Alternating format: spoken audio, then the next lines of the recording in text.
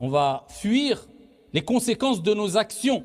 Je parle particulièrement des mauvaises actions. Tout se paye, ici-bas ou dans le delà.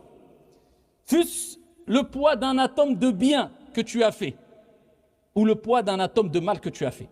Le bien, tu en seras récompensé par le bien.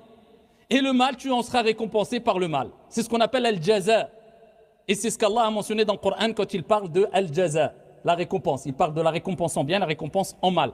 Et après les comptes, qu'est-ce qui va se passer? Je ne rentre pas dans les détails bien sûr ici, mais je parle des grandes étapes. Il y aura al-mizan.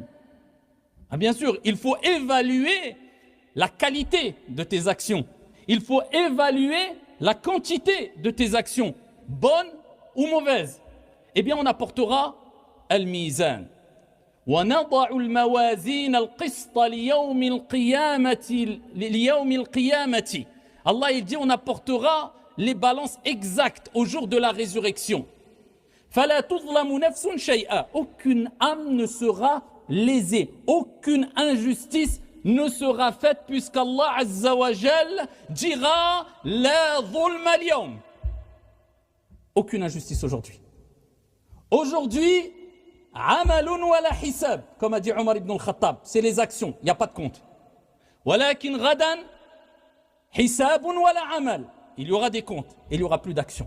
La terre du rassemblement, tu ne pourras plus œuvrer, mais tu rendras des comptes dans ce que tu as fait. Et malheureusement, ô combien, et qu'Allah nous en préserve,